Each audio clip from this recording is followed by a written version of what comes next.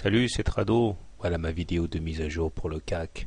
Sombre journée aujourd'hui puisque nous capitalisons une perte de 1,5% et j'espère ne pas avoir porté malheur hier avec mon scénario de baisse. Je disais que si on cassait le petit canal noir, il faudrait tracer un nouveau canal noir en reportant l'amplitude du premier sous la base du canal.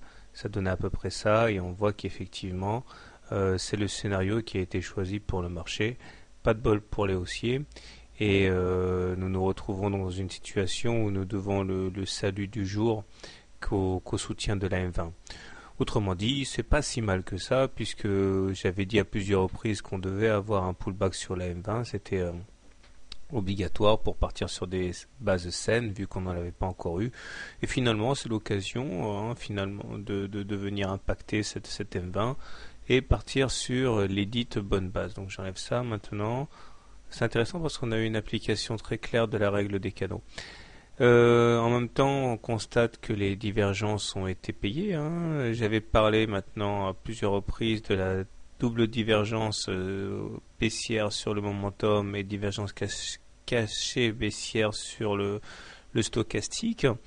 Eh bien, ça y est, peut-être que les baissiers ont eu leur compte et qu'ils vont pouvoir lâcher la grappe aux indices, on verra.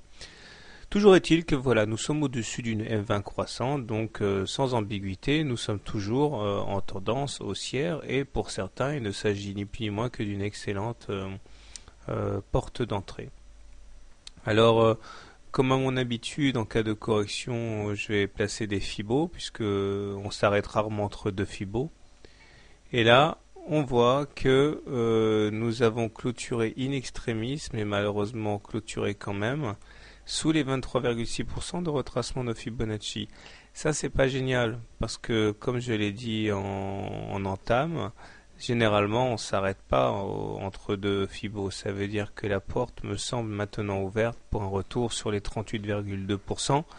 Alors bien sûr, demain, on peut avoir une réaction d'orgueil assez importante et repartir à la hausse. Mais dans l'absence de bonnes stats d'entreprise en provenance de Wall Street, je crains que, on se soit quelque part condamné à aller visiter le niveau suivant à 3920.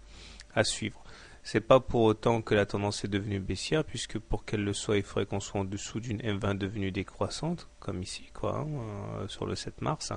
Et là, on en est loin. On peut même aller chercher le niveau des 38,2% de retraitement Fibonacci dans une attaque baissière, sans doute retourner la M20, donc en demeurant en tendance haussière. À suivre.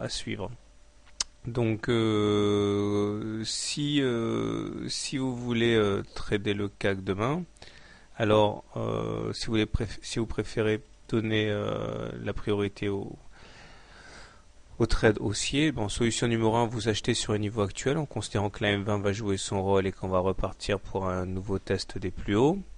Soit vous attendez l'achat sur repli. Nous avons un premier support sur les 3950 là, qui correspond au plus bas du 29 mars.